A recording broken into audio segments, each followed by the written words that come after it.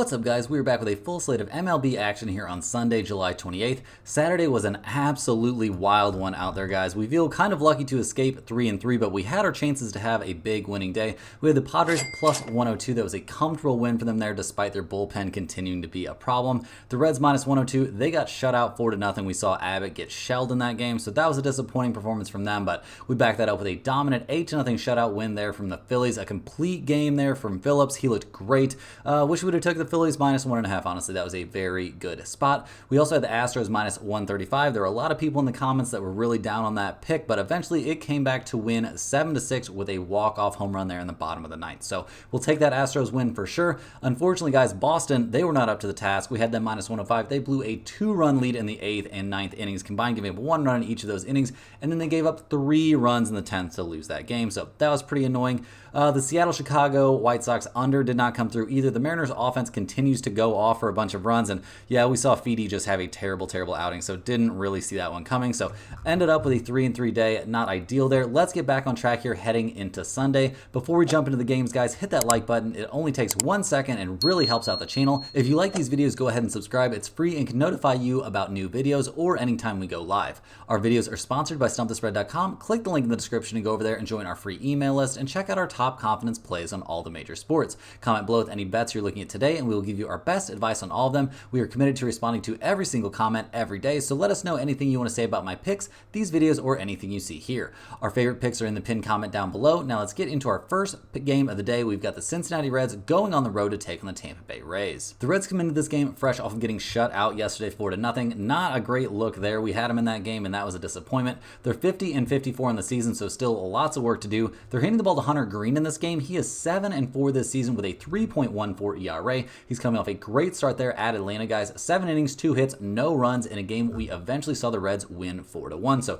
great stuff there. He's been looking very good, pretty much all season long. And so is that Reds bullpen, guys. I mean, they looked good yesterday too. A 3.41 bullpen ERA. Nothing wrong with that. Easily top 5 in the majors. So they'll take that for sure. The problem for this team is their offense. When are they going to put up any runs? I mean, obviously getting shut out in this game, not looking ideal. They scored 0, 3, 9, and 4 runs respectively over their last few games. They're 17th and 15th in the majors in runs scored, guys, but 17th in slugging percentage and 28th in the MLB in batting average. This just isn't an offense that we really feel like we can trust right now, so we'll see what they can do in this game going up against the Tampa Bay Rays, who do not have a confirmed starter yet for this game. So far, it seemed like Tampa Bay is going to be a major seller here at the trade deadline, so that's not exactly a great look for their chances heading into this game, and not exactly a great look for whoever we're going to see go out there on the mound for them to start this game. Obviously, over the course of the year, their bullpen hasn't been very good either, guys. Easily bottom 10, more like bottom 5 or 6 in the majors with a 4.31 bullpen ERA. That is not great. So if this ends up being a bullpen start from Tampa Bay, that's not a very good look. And yeah, guys, just in general, not feeling great about this team. Obviously, they're coming off a game they won 4-0 and they scored 4 runs in that game. Yada yada. That's all, happy and good. But yeah, not having a great time, and they're selling off pieces. This is not looking like a great time to be a Tampa Bay Rays fan. So looking at the numbers for this game, we see the Reds at minus 125. We've got the Rays at plus 108. We've got an over-under of 7.5 in this game. Cincinnati, basically a 500 team on the road. Tampa Bay, basically a 500 team at home. No major trends to look at for the over-under in this one. And with an over-under of 7.5, if you want to play that, I guess I would lean towards the over. But generally speaking, guys, I think this is a good spot for the Cincinnati Reds. I think we're going to run it back with them here, see if they can win our money back from yesterday. And yeah, with Hunter Green out there on the mound, I think they're in a great spot to win this game. Next on the docket, guys, we got the Cleveland Guardians going on the road to take on the Philadelphia Phillies. The Guardians come to this game fresh off of a 8-0 loss there in Game 2 of this series. They're 62-42 on the season, hitting the ball in this one to Xavier Curry, who, yeah, he's sporting an ERA of near 5, guys, and his last time out, it was against the Tigers. He did start that game, so, I mean, this is a guy that's been in and out of the bullpen. He went 4 1/3 innings, so not a long start, gave up 4 hits and 2 earned runs, including a home run. It was a game we saw the Phillies eventually win 5-4, but yeah, this isn't a guy we've been super excited about. I mean, he looked okay in 1 2/3 innings against the Rays, got shelled by Baltimore, got shelled at Colorado. That was a start. I mean, he had a start at home against the Mets, and he didn't look good in that one either. So not somebody that we're super high on here for the Cleveland Guardians. And I mean, they got to just be stoked. They want to get a few innings out of him and then get that bullpen in there, because their bullpen has been the best bullpen in Major League Baseball all season long. No doubt about it. Very good bullpen. We'll see what they can do here, though, putting a pretty mediocre starter out there on the mound, and we'll see what they can get out of their offense that got shut out yesterday. I mean, obviously, this offense is struggling. struggling right now, no doubt about it, guys, but I don't expect them to be getting shut out very often. Although, I mean, they've scored 0, 3, 0, 2, and 5 runs respectively over their last few games. So a couple shutouts mixed in there for sure. This team is 13th in the majors in runs scored and 16th in the majors in batting average, but those are not numbers trending in a positive direction. They're taking on the Phillies in this game, who come into this one fresh off that 8-0 win. They're 65-39 on the year. Handing the ball in this one to Colby Allard. He'd made 16 minor league appearances this season, posting a 5.23 ERA over 63 2/3 innings. Not exactly the kind of numbers that give me a lot of faith that this kid is going to do well against major league bats. So significant concerns there. Also some concerns about the Phillies bullpen. Obviously they're coming off of a good game, but they haven't been themselves over the last, I don't know, I would say 20 or 30 games at least. They're down below league average in terms of, all the major pitching statistics. So definitely some concerns about the Phillies bullpen. The bats came alive for 8 runs, so that is definitely a good feeling. I mean, this has been a great offensive team all season long. I mean, we saw Schwarber hit a home run, like lots of home runs in this game where they won 8-0. They're 6th in the majors in runs scored and 8th in the majors in slugging percentage. Like, if this offense can hit the ball like that again today, they've got a very good chance to win that game. So look at the numbers for this one. We see the Guardians at +120, the Phillies at -142. We've got an over-under of 9.5 in this game.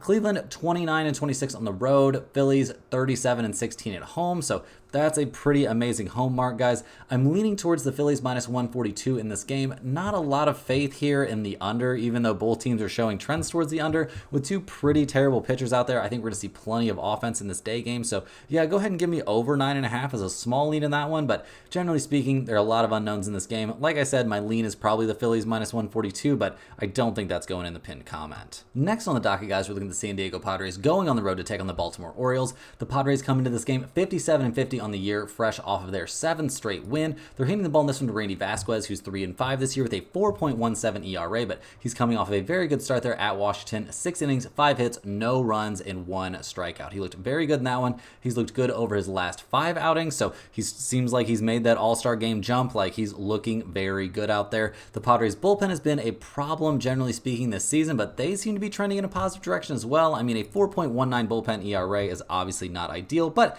it's not quite a disaster.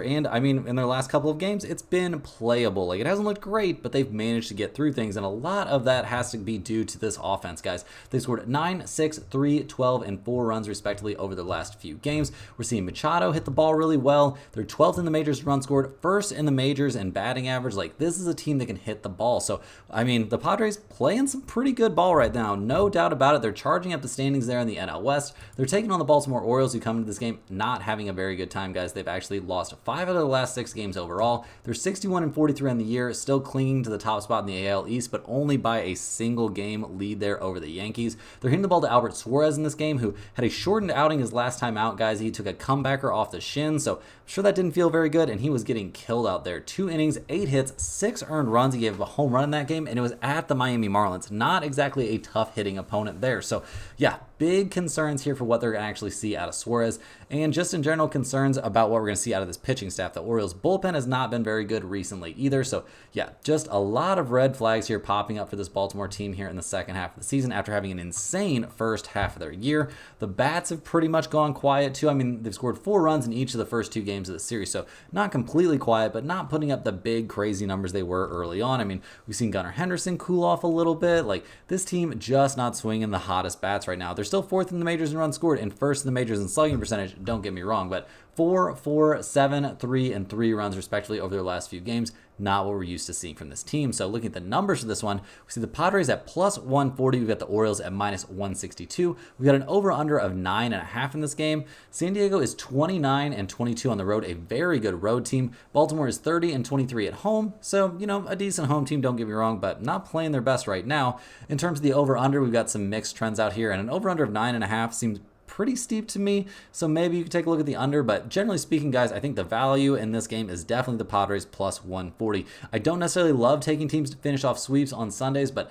man, Vasquez has been throwing the ball great lately. Baltimore not hitting the ball well, not pitching well, like just in something of a slump, and yeah, the Padres are one of the hottest teams in baseball right now, so giving the Padres +140 seems like a reasonable spot to me. Next on the docket, guys, we're looking at the Texas Rangers going on the road to take on the Toronto Blue Jays. The Rangers come to this game fresh off a 7-3 loss there in Game 2 of this series. They're not having a great time out there. They're 51-54 on the season, hitting the ball to John Gray in this game, who's 5-4 on the year with a 3.73 ERA. His last time out, he looked very good. It was against the White Sox, though. 7 2/3 innings, 4 hits, only a single earned run. So very good stuff out there in that one. I mean, in his starts, he's been a little bit up and down, but generally speaking, I think we're happy with how he's throwing the ball at this exact minute. Is that going to last forever? Kind of hard to know with this guy. I mean, it's been up and down. He's been in and out of the bullpen. Like, we'll see what actually, happens with him out there on the mound, but he is coming off of a very good start, albeit something of an extended one.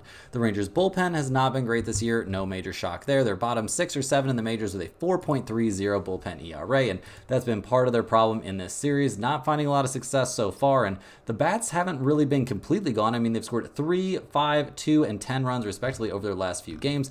Not a great offensive team. I mean, 18th in the majors in runs scored, 14th in the majors in on base percentage, but 21st in slugging. Like, this just isn't an amazing offensive team, but they can score a few runs. They're taking on the Toronto Blue Jays, who come into this game winners of 3 of their last 4. Obviously, it's looking like this team is definitely going to be a seller. We just saw them trade away Jansen to the Red Sox. So yeah, this isn't a team that's really interested in trying to compete right now. It doesn't look like. Seems like they are going to be selling guys off here leading up to the trade deadline. They're hitting the ball to Jose Barrios in this game. He's 8-8 on the season with a 4.08 ERA. His last time out, a short start against the Tampa Bay Rays, guys. 4 2/3 innings, 3 hits, 3 earned runs in a game we saw the Blue Jays eventually lose 4-2.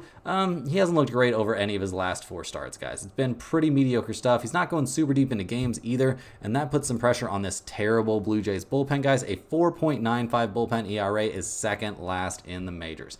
Not a bullpen that you can trust whatsoever. And yeah, the offense, I mean, they've come alive in the series, scoring 7 and 6 runs respectively, but this isn't an offense that I can super trust either. And it's not like they're getting better. Like, this team is selling off pieces. So I don't think we're going to see, amazing performances from them. Obviously, you've got some guys out there like Vladimir Guerrero Jr. who are pretty blatantly just, trying to show that they are worth something to other teams, get other teams to pursue them. But yeah, this isn't an offense that I'm very high on right now. And look at the numbers for this game. Neither of the odds makers. We've got the Rangers at -106, the Blue Jays at -108. We've got an over-under of 8.5 in this game. The Rangers are not a good road team, 22-30 on the road. Toronto is only 24-28 at home, though. So yeah, not a lot of great stuff there. We do see both teams showing trends towards the over. Texas is a slight over team on the road. Toronto is a significant over team at home. So if you wanted to take over 8.5, that could make some sense to me. But generally speaking, guys, I think we're going to lean into the Sunday trend. I don't think we're going to see the Rangers lose all 3 games in this series. Not loving what I'm seeing from Barrios over his last several starts. John Gray's been throwing the ball a bit better. Go ahead and give me the Texas Rangers on the road in this one. Next on the docket, guys, we got the Atlanta Braves going on the road to take on the New York Mets. The Braves come into this game fresh off a much-needed 4-0 win there in Game 2 of this series. They are sitting at 55-48 on the season, so not where they wanted to be. They're hitting the ball to Reynaldo Lopez in this one. He's 7-4 on the year with a 2.12 ERA. His last time out wasn't a great one, guys. It was at home against the Reds. It was his first start after the All-Star break. He went 6 innings, gave up 7 hits, and 4 earned runs. So not exactly amazing there. Some concerns for him. I mean, his starts going into the All-Star break weren't terrible. He's not somebody you can super trust to go deep into games. The last time he went up against the Mets was back in April. On April 9th, he dominated the Mets over 6 innings. So we'll take that slightly into account, but that's so long ago. I'm not sure it's super relevant at this point. The Braves bullpen has been very, very good this season. Absolutely no doubt about that. The second best bullpen in the MLB, really no doubt about that. Like, they're throwing the ball great out there, looking very, very good, helping get that shutout. So we'll definitely take that. The offense has been problematic though, guys. They need Ozuna to do big, big things for them to win games. And shocker of the year, in this last game that they won, he hit a home run. So, good job Ozuna, but you're going to have to do a lot to carry this offense that's down to 21st in the majors in runs scored and 24th in the majors on base percentage. They're taking on the New York Mets in this game, who are 55-49 in the season after that loss. That loss actually snapped a 5-game winning streak. They're handing the ball to David Peterson in this game, who's 5-0 this year with a 3.14 ERA. His last time out was against the Marlins, so take this with a grain of salt, guys. He went 5 innings, gave up 6 hits, and 2 earned runs. So, maybe he wasn't taking them the most seriously, but we did see the Mets get a 6-4 win in that game. The Mets are also 5-0 over his last 5 starts, and he hasn't given up more than 2 earned runs in any of those outings. So, yeah, gotta be a guy that the Mets are feeling pretty freaking great about right now. They're probably not feeling terrible about their bullpen either, guys. It's been heading in a positive direction for quite some time now, up around league average with a 4.04 bullpen ERA. ERA. So they will absolutely take that. The Bats obviously got completely shut down there in game 3 of this series, but they'll probably be hoping they can come back around here in game 4. I mean, getting shut out can't feel great, but this offense, generally speaking, has been decent lately. I mean, 0, 8, 3, 12, and 3 runs respectively. It's not amazing. I mean, we've seen some good things from Francisco Lindor. Don't get me wrong about that. He's been kind of leading the way for this team recently. They're 5th in the majors in runs scored and 9th in the majors in on-base percentage. Like, this is looking like a top 10 offense to me. So looking at the numbers for this game, we see the Braves at -110, the Mets at -104. We've got an over-under of 8 in this game. Atlanta is 24-27 on the road. The Mets are 28-25 at home. So, I mean, we lean towards the Mets for sure, given those, numbers and given how good David Peterson has looked. But Reynaldo Lopez has been pretty solid. I mean, he wasn't great in his last start. We definitely have to admit that. But yeah, I don't know if we can lean towards this as a shutdown spot for the Mets. I mean, I'm going to be leaning towards the Mets, so no doubt about it. They're better at home. In terms of the over-under, not huge trends here. I mean, Atlanta's a big under team on the road, so you could take a look at under 8 if you wanted to. We've got 2 pretty good pitching staffs going at it in this one, and neither offense really is going nuts right now, but maybe I don't trust that too much. I would lean more towards the Mets -104 as the value in this game. Next up, guys, we got the Minnesota Twins going on the road to take on the Detroit Tigers. The Twins come into this game fresh off of a 7-2 loss there in game 2 of their series at Detroit. They're hitting the ball in this game to Bailey Ober, who's 9-5 this season with a 4.04 ERA. He's coming off of a very good start against the Phillies, 7 innings, 4 hits, 2 earned runs. He's looked pretty good over his last 5 starts, guys. The Twins are only 3-2 over those starts, but yeah, not a lot of that has really been Ober's fault. Generally speaking, he's been throwing the ball well lately. The last time he went up against the Tigers was back on July 4th. 6 innings, 7 hits, 3 runs. Only 1 of them was earned. He did a reasonably good job of getting himself out of trouble there, guys. I mean, 8 strikeouts and 0 walks. Definitely throwing the ball relatively well. Not a lot of complaints here. He had 2 starts back in April against the Tigers, and he was dominant in both of those. So I'm expecting pretty freaking good things from Ober here in this game. He's looking good, especially against this opponent. The Twins' bullpen has been good this season. They've hit some bumps in the road lately, I've got to admit, but over the course of the year, a 3.76 bullpen ERA is nothing to freak out about. Like, that will definitely work. The offense, coming off a game they only scored 2 runs, probably doesn't feel great, but over the course of the season, they've been very good. I mean, 7th in the majors in runs scored, 7th in the majors batting .253 as a team. All very positive signs. Still don't know when Carlos Correa is going to be back to help out this offense, and they could definitely use it coming off a game where they only scored 2 runs, but they've scored 2, 9, 5, 0, and 7 runs respectively over their last few games. So, they're trying to make things work without him. They are a top 10 offense.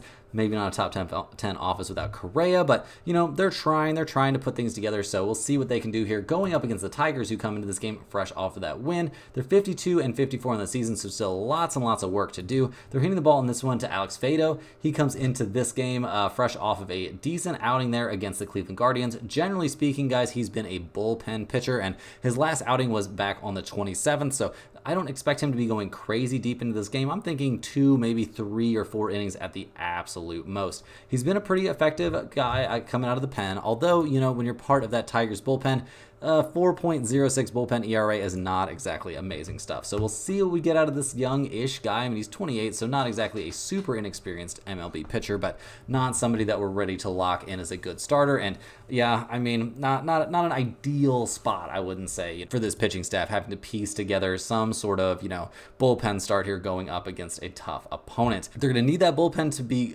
much better than, you would think they would be, and they're also going to need to put up some runs here, and this offense has not been great at that recently. I mean, maybe not terrible. They are coming off a game where they scored 7 runs, but they've scored 7, 3, 3, 1, and 4 runs respectively over their last few games. Obviously, really missing Riley Green here. We don't know when he's going to be back. He was reportedly doing some light fielding work on Saturday, so maybe that's a good sign for his return from that hamstring issue, but yeah, obviously not very likely to be back for this game. So looking at the numbers for this one, we see the Twins at -175. We've got the Tigers at +150. We've got an over-under of 8 in this game. The Twins are 28-24 on the road. Detroit is 24-25 at home, so slightly under team at home. We also see that the Tigers are a slight over team at home, so that's kind of interesting, but generally speaking, not a spot I love given the fact that, we're not going to have one of the best hitters on the Twins available for this game. So looking at the numbers for this one, I'm definitely leaning towards the Twins in this game. -175 seems like a very expensive price. You want to at least take a glance at what it would be like to take them -1.5, and -1.5 you can get them at -105 or -110. That seems relatively appealing, to be honest. I mean, I think they're going to score quite a few runs here. I'm expecting very good things from Ober in this start. So yeah, go ahead and give me the Twins minus 175 or minus 1.5. We'll see how greedy we get or if we're willing to pay that minus 175 price, but I think this is an excellent spot for the Minnesota Twins.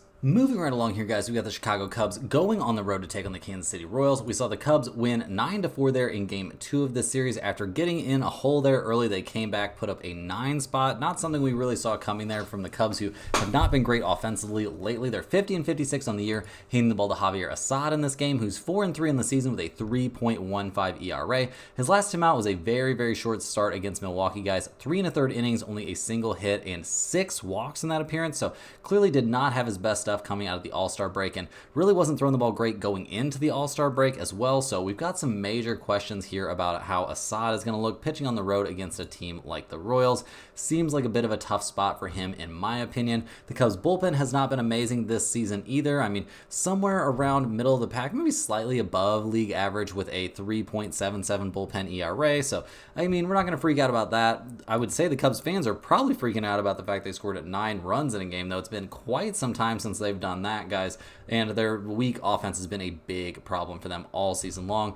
24th in the majors in runs scored, 26th in the majors in team batting average. I mean, cool. They're upgrading their, relief pitching a little bit. I don't think that matters too much. This team is in need of offense, guys. I mean, 26th in the majors in batting average and 24th in the majors in slugging percentage. So, yeah, you're going to need another big offensive day like they had yesterday going up against the Royals in this one, who have to be pretty upset about letting that one get away. They're 57-48 on the year, 5.5 games back of Cleveland there in the AL Central. They're hitting the ball to Cole Rangans in this game, who's 7-6 on the year with a 3.23 ERA. His last time out was against the Arizona Diamondbacks, a very hard-hitting opponent. He went 6 innings, gave up 6 hits and 3 earned runs, so not exactly what I would term a dazzling outing, but, it definitely worked, and we saw the Royals get a 10-4 win in that game. The Royals are actually 2-0 over his last 2 starts, so that's pretty nice, and he did have a good outing there in the All-Star game. The Royals bullpen continues to be something of an issue, guys. They're down in the bottom half of the majors, pretty solidly in the bottom half of the majors with a 4.23 bullpen ERA. That is not great, a significant concern for them in every single game that they play. The offense, obviously, only 4 runs in Game 2 of this series, not great. They won 6-0 in Game 1. They've scored 4, 6, 6, 2, and 10 runs, respectively, over their last several games. Bobby Witt Jr., obviously a monster. We saw good things from Perez in Game 1 of this series, so we'll see if he can get back on track. This is looking like a borderline top 10 offense. Definitely above average. I don't know if they're a real top 10 offense this season, guys, but they're trying to be one, and we'll see what they can do here in this game going up against the Cubs and Assad, who's been having his problems. The Cubs are plus 145 in this game. The Royals are minus 164. We've got an over-under of 8.5. The Cubs are only 22-31 on the road. The Royals are one of the best home teams in the majors at 36-20. We do see both teams showing some trends towards the under, so maybe you could take under 8.5. You wanted to play that trend, but under in a day game on a Sunday seems a bit sketch to me. So I think the value in this game is the Royals minus 164. You could also talk me into taking them minus 1.5. You take them minus 1.5, you can get them at plus 125. That's a pretty good number. So we'll have to see which way we go, whether we get greedy or not, but definitely going to be on the Royals in this game. Next on the docket, guys, we got the LA Dodgers going on the road to take on the Houston Astros. The Dodgers coming into this game fresh off of a tough 7-6 loss there in Game 2 of this series. They've now lost 2 in a row, so not having the best time out there. They're not at full strength with Freddie Freeman being out. We don't know if he's going to be back in this game. It's some sort of health emergency with his son, I believe, so I would tend to think he will probably miss the rest of this series and be out at least through Sunday, but we'll just have to wait and see. Any updates you have on that, please, don't hesitate to put them down in the comments. The Dodgers are handing the ball in this one to River Ryan, who's going to be making his first start of the season, or actually second start of the season. His first one was a very, very good one against the Giants back on the 22nd. He went 5 1/3 innings, gave up 4 hits and only a single run, and it was unearned. He did walk 3. This young right-hander definitely showing some promise here in his first outing. Taking on the Giants and taking on the Astros. Kind of a different situation, but, both fairly decent hitting teams. So, yeah, we'll see what he can do out there in this one. Obviously, we're not too worried about that Dodgers bullpen, although they've been having some struggles lately. I mean, a 3.65 bullpen ERA is not what this team was supposed to be like, so we'll see what this bullpen looks like moving forward. Also, the offense, I mean, they did score 6 runs in the lost Game 2 of this series, so, not not like they're not scoring at all. The offense is starting to lose some pieces though, guys. If you got 2 out of your 4 best hitters out, like that could get pretty problematic. Obviously, Ohtani is an absolute monster. He's doing everything he can to carry this team, but it just wasn't enough there in game 2. So we'll see what they can do here in game 3, taking on the Astros, who come into this game winners of 3 in a row now. They're handing the ball in this game to Spencer Arrighetti, who's 4-8 on the season with a 5.65 ERA. His last time out against the Oakland A's did not have a good time. We haven't seen him look, I mean, I don't know. Over his last 4 starts, 2 of them have been very, very good at least. So we got to give the guy some credit, but not really somebody that's super, super reliable. Not somebody that you know what you're going to get from him every time he goes out there on the mound. So that's a bit of a problem. The Astros bullpen, not a huge problem. I mean, they've been trending in a positive direction for a bit now. So we're going to give them some credit, but the offense really came through for us in game 2, scoring 7 runs to get that 7-6 win. They've scored 7, 5, and 8 runs respectively over their last 3 games. And now they get to go up against basically a rookie pitcher. Like, yeah, I mean, this could be a good spot for that Astros offense to put up some numbers. I mean, they've shown the ability to do that this season. They're 10th in the majors in runs scored, 2nd in batting average, and 7th in slugging percentage. So looking at the numbers for this one, we see the Dodgers at plus 106, the Astros at minus 122. We've got an over-under of 9 in this game. The Dodgers are 27-23 on the road. Houston is 29-21 at home, so a pretty good home team. We also see some kind of significant trends between these two teams, guys, towards the under. I mean, the Dodgers are an under team on the road. Houston is an under team at home. We got an over-under of 9, but with these 2 pitchers out there, I don't think I trust it enough to be taking an under in this one. So, guys, go ahead and give me the Dodgers plus 106 as a very small lean. I think we're going to see them avoid losing 3 in a row in this one, but man, it feels like a bit of a tough spot. Had to be a heartbreaker for them to lose yesterday. The problem for me is the Astros are putting Spencer Arrighetti on the mound, and that dude, in my opinion, not very trustworthy. So, yeah, go ahead and give me the Dodgers plus 106 as a small lean. Not going in the pinned comment, though. Next on the docket, guys, we got the Miami Marlins going on the road to take on the Milwaukee Brewers. The Marlins come to this game fresh off of a 7-3 win there at Milwaukee in game 2 of this series. They're actually playing great. They've won 4 out of their last 5 games overall. We almost had the Marlins plus 136 in the pinned comment there, but we chickened out. We did have a little bit on the line ourselves, but couldn't really 100% back that to recommend it to you guys. Wish we would have done it. I know some of you down in the comments did take it, so congratulations on pulling the trigger on that one. The Marlins are handing the ball in this game to Kyle Tyler, who's 0-1 on the season with a 3.92 ERA. His last time out was a decent start against a very tough opponent, guys, the Baltimore Orioles. He went 4 2/3 innings, gave up 9 hits and 3 earned runs. So, he managed to pitch himself out of trouble a few different times with 5 strikeouts in that game, but not exactly a lockdown performance. And he's not somebody you can trust to go deep into games, but that's not really a huge concern. The Marlins bullpen has actually been borderline top 10 in the majors with a 3.67 bullpen ERA. So, yeah, feeling pretty decent about their bullpen right now. And also the offense is producing, guys. They've scored 7, 6, 6, 6, and 6 runs respectively over their last 5 games. Absolutely nothing wrong with that kind of production, guys. If they'd been putting up runs like that over the course of the season, this team would be in the playoff hunt. Yeah, we'll see what they can do here in this game, though. I mean, they're trying to sweep the Milwaukee Brewers, who are going to be pretty upset coming into this game off of back-to-back losses. They're handing the ball to Tobias Myers in this game, who's 6-4 on the season with a 3.14 ERA. His last time out was a predictably bad start against the Cubs, guys. His start before that against the Pirates, he had went 8 innings, not the norm for him. He only lasted 5 1/3 against the Cubs in a game we saw the Brewers lose 3-1. And he wasn't terrible in that start either, just we do expect guys to have a little bit of a downturn after an extended outing. So we'll see what we get from Tobias Myers. I'm expecting good things. We'll also see what we get from the Brewers bullpen. That's been fantastic this season. A 3.33 bullpen ERA is excellent. Obviously, they're not exactly having the time of their lives here against the Marlins, but it's got to be about time for them to get back on track, you would think, and it's time for this offense to get back on track as well. It's sad that Christian Yelich is hurt. Don't get me wrong, I don't love it. I'm sure the Brewers and their fans and their organization doesn't love it, but you're going to have to move on here and start trying to put up some runs.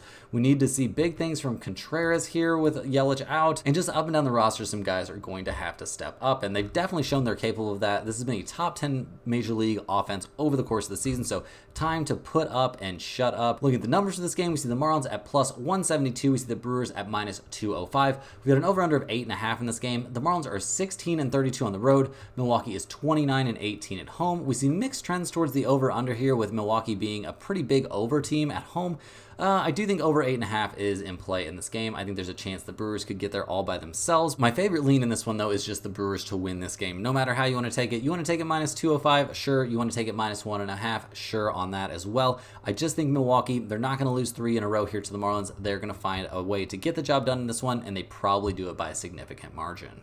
Next up, guys, we've got the Seattle Mariners going on the road to take on the Chicago White Sox. The Mariners are suddenly hitting the cover off the ball, guys, scoring 16 combined runs over the first 2 games of this series. Pretty annoying stuff, blowing up our underplay there yesterday, but what are you going to do? The Mariners are 55-51 on the season, hitting the ball to Bryce Miller in this game, who's 7-7 on the year with a 3.41 ERA. He hasn't given up an earned run over either of his last 2 outings. Very, very positive stuff, and he hasn't given up more than 2 earned runs over any of his last 4. So expecting good things from Bryce Miller in this game, no doubt about that. Also expecting good things from that Mariners bullpen. They've been solid all season long. I'm not going to say elite, but I'll definitely give them solid. The offense suddenly hitting the ball. We saw Polanco homer twice in game 2. Like, they've scored 16 runs, like I was saying, over these 2 games. So yeah, all of a sudden this offense showing back up. They're making moves to try and improve the hitting on this team. So we'll see if those work. See if they can get them out of 30th in the majors in batting average and 28th in the majors in runs scored. This just hasn't been a good offense over the course of the year, guys. We'll see what they can do here going up against the White Sox, who come into this game losers of their last 13 in a row. Pretty embarrassing stuff there. They're handing the ball to Garrett Crochet, one of the most sought after trade targets in the MLB right now. He's 6-7 on the season with a 3.07 ERA. His last time out, it was at the Rangers, guys. It was his first start since the All-Star game, and he didn't have a great time. 4 innings, 4 hits, 2 earned runs in that one. He struck out 7 and walked 2. Seems like they're starting to limit his, outing. It doesn't seem like they want to leave him out there too long, basically. Not like he was killing it out there, but I don't think they want to run any major risk of him taking an injury that would destroy his trade value. So we're approaching Garrett Crochet starts with caution. The White Sox bullpen, anytime they're out there, hitters are not approaching them with caution because they are a terrible bullpen unit. So expect big things from any offense, apparently including the Seattle Mariners. The White Sox offense itself has been bad, guys. 3-0, 1, 2, 2, and 3 runs respectively over their last several games. This is the worst offense in the MLB. It's not really debatable at this point. So looking at the numbers, we see the Mariners at -104, the White Sox at -110. We got an over-under of 7 in this game. Seattle is 23-28 on the road, so that's not great. The White Sox are 17-35 at home. That is an MLB worst home record. We do see that the White Sox are a big under team at home, but with an over-under of 7, I think that's too small of a number. Not interested in that. I am, however, interested in the Mariners -104. Bryce Miller is a very good pitcher. I'm expecting good things from that Seattle bullpen. I do expect them to find a way to score some runs here against the White Sox bullpen, if not against Crochet, and I don't expect Crochet to be out there for very long. So yeah, go ahead, give me the Mariners in this one. I think it's a very good spot for them, despite the fact they're playing on the road and despite the fact they're playing in a day game. Moving right along here, guys, we're looking at the Washington Nationals going on the road to take on the St. Louis Cardinals. These 2 teams are currently playing right now with Washington up 10-2 against the Cardinals, so looking like they're going to get the win there in Game 2 as well. The Nationals are 48-56 on the season, handing the ball to DJ Hurst in this game, who's 1-4 this year with a 4.95 ERA. His last time out was against the San Diego Padres, 5 innings, 5 hits, 2 earned runs, so not terrible there. Definitely not a starter that's looked awful, but the last time he went against the Cardinals, guys, was a problem. It was July 7th. He went 4 1/3 innings, gave up 5 hits and 5 runs. 4 of them were earned. Not his best stuff. Doesn't seem like a team that he's particularly enjoying going up against. So that is something of a concern, no doubt about it. Their bullpen, the Washington bullpen, not that great this season. A 4.06 bullpen ERA that's trending in a not great direction. So concerns there as well. Obviously, the offense is hitting the ball great. They've scored 10 runs in each of the first 2 games of the series, and they've still got time left in their current game to score more. So we'll see what happens there. I mean, they're not a great offense over the course of the season, but they're swinging some pretty hot bats right now, taking on the Cardinals, who come into this game hitting a little bit of a slump here, and not great timing. They were starting to put some pressure on the Brewers, who are now taking some injuries, but now they're 5.5, looking like it's going to be 6 games back in the NL Central. They're handing the ball to Miles Michaelis in this game, who's 8-8 on the season with a 5.02 ERA. His last time out was against the Atlanta Braves. He was going on the road in that one, but he went 6 innings, 7 hits, 2 earned runs in a game we saw the Cardinals eventually win 6-2. So very positive stuff there. And also, guys, the last time he took on the Nationals, he went 6 1/3 innings, gave up 6 hits and no runs, no walks, and struck out 3. And again, the Cardinals won 6-0. So I think we actually feel pretty freaking good about Michaelis on the mound, which feels a little bit weird to say, especially when the Cardinals are having a hard time. But guys, I don't really know if I see them getting swept in this series. The Cardinals bullpen has been good, generally speaking, as of late. Obviously, they're not having, an amazing time here in Game 2 of this series, but maybe that leaves them in something of a bounce-back situation after really letting one get away there in Game 1. So we'll see what we get out of them. We'll also see what we get from this Cardinals offense that has been a bit all over the place. I mean, this should be a better offense than they've shown. 22nd in the majors in runs scored, but they're above league average and batting average now. They're 20th in the majors in slugging percentage. Like, this is a team that I also think should at least be interested in making some moves to improve the roster here headed into the, the trade deadline. So we'll see what happens. But looking at the numbers for this game, we see the Nationals at plus 130. We see the Cardinals at minus 148. We got over-under showing out there of 8.5 or 9. Washington, not a great road team. The Cardinals are a slightly better home team than an away team. So we'll give them some credit there. And we're going to give a good amount of credit to Michaelis for dominating the Nationals the last time he faced them. Guys, give me the Cardinals minus 148 in this game. I don't think they're going to lose 3 in a row here against Washington, especially playing in front of the home fans on a Sunday day game situation. So yeah, give me the Cardinals minus 148. I think this is a great spot for them, and it's nice to be able to follow that Sunday trend. Next up, guys, we got the Colorado Rockies going on the road to take on the San Francisco Giants. These two teams are currently playing right now with the Giants up 2-0 there in the bottom of the 5th inning. We saw Colorado lose game 1 of the doubleheader from Saturday. It looks like there's a decent chance they're going to lose game 2, and man, we saw Blake Snell look insane in game 1 there. But regardless, guys, the Rockies not having a great time this season. They're handing the ball to Austin Gomber in this one, who's 2-6 this year with a 4.70 ERA. His last time out against the Red Sox, it was a game we saw the Rockies win, crazily enough, but he went 5 2/3 innings, gave up 6 hits and 4 earned runs, so not exactly dominant stuff there. He's looked okay, I guess, over the course of the season, but yeah, can't feel great pitching for the Colorado Rockies right now, even if you are a tall left-hander that's 30 years old. Yeah, not really high on the Rockies. Obviously, their bullpen is the worst in the majors, so you're never out of the game against them, and the bats haven't looked too hot in this series. I mean, they're getting shut out here in game 3, it's looking like, so yeah, just not a lot of good things to say about the Rockies right now. They're taking on the Giants, who at 51-55 on the year have a lot of work to do still, but they're trying to put that work in, trying to mount some sort of comeback and save their season. They're handing the ball to Jordan Hicks in this game, who's 4-7 this year with a 4.01 ERA. His last couple 3, 4, maybe 5 starts have been pretty problematic, guys. He doesn't go deep into games. He hasn't looked very reliable. He's given up 4, 5, 3, 3, and 5 earned runs respectively over his last 5 games, and that spans starts against the Dodgers, the Blue Jays, the Cubs, and the Cardinals. Not a lot of great hitting teams in there, so worried about him. Also worried about this Giants bullpen. Although they've been looking better lately, a 4.41 bullpen ERA over the course of the season has them 5th worst in the majors. The offense is turning around a bit. I mean, obviously they've scored a 4, 4, 11.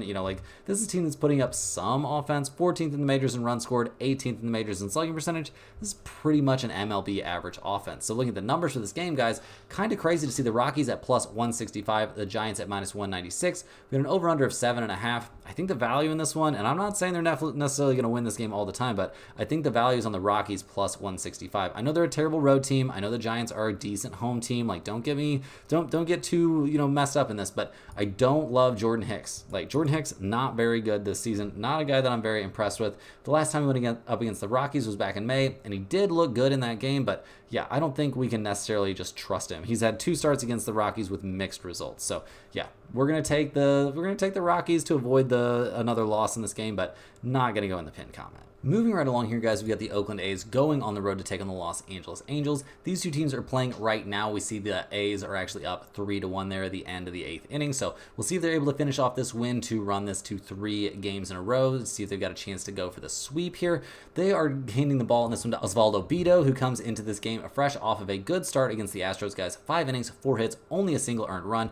The dude has been looking very, very good coming out of the bullpen as well. So expecting good stuff from him here in his second start of the season. Definitely looking to make a name for himself. He's 28 years old. Now is the time to, show everybody what you've got out there. The A's bullpen has been much better than you would expect this season, no doubt about that. They're somewhere around 6th in the majors, I believe, with a 3.57 bullpen ERA. They're having a good time against the Angels in this series, so expecting good stuff from them there. And they're hitting the ball well as well right now. I mean, 3, 5, 6, 1, 8, and 4 runs respectively over their last several games. We've seen some major power from this team as of late. They're 14th in the majors in slugging percentage, but 19th in runs scored and 27th in batting average. So not great numbers over the course of the season, but swinging some pretty hot bats right now. And they're going up against the Angels, who come into this game likely off of another loss. They're 45-59 or 45-60 on the season. Handing the ball to Jose Soriano, who's 6-7 this year with a 3.51 ERA. He's coming off a great start at Seattle, guys. 7 2/3 innings, 3 hits, 1 earned run. Very, very good stuff out there. It's a little bit concerning that he's coming off of such an extended start, though. Not somebody that usually usually makes these super long starts. His last time against the A's, guys, it was back on July 2nd. He went 4 innings, gave up 3 hits and 4 earned runs, including 2 home runs. So not somebody with good history here against this opponent. The last time we saw Beto go up against the Angels, he was in relief. So can't glean a lot from there, but he has had 2 clean 1-inning relief appearances against the Angels. So clearly not somebody that they love hitting the ball against. The Angels bullpen has been very, very bad this season, no doubt about that, and their offense has not been great lately. So looking at the numbers, we see the A's at plus 108, we see the Angels at minus 125. We've got an over-under of 8.5 in this one. Oakland continues to dominate this series. I know they're a terrible road team. The Angels are not a good home team at all, though. Not a lot of trends we like in terms of the over-under for this game. Maybe I would lean slightly towards the under, but really, guys, and this seems crazy, and it's going against the Sunday trends in this one, but I think the Oakland A's plus 108 is a good pick in this one. I think they're very likely to win this game, finish things off here against the Angels team that's not very good and not having a good time against them. Soriano's not good in this matchup, and Beto's been looking like a monster out there, so go ahead and give me the A's plus 108. This has a great chance to end up in the pinned comment. Rounding into the home stretch here, guys, we got the Pittsburgh Pirates going on the road to take on the Arizona Diamondbacks. We see the Pirates come into this game fresh off of a 9-5 loss there in Game 2 of this series. They've now lost the first 2 games of this series and 4 of their last 5 overall. They're 52-52 on the season, handing the ball to Mitch Keller in this game, he's been good this year, guys. 10-5 on the season with a 3.34 ERA. His last time out was a great start against the Cardinals. He went 7 innings, gave up 6 hits, and only a single earned run. The Pirates have won 4 out of the last 5 games that he started, and that one loss was just a super, super weird one. We got it shelled by the Cardinals. So we'll see what Keller can do in this game. Obviously, he's throwing the ball great at the moment. The Pirates bullpen is a big concern, though, guys. They have not been a good bullpen over the course of the year. They're sitting somewhere around the bottom half or bottom, very low in the majors, guys. A 4.25 bullpen ERA has them like 24th or something like that in the MLB. So not a great look for the bullpen.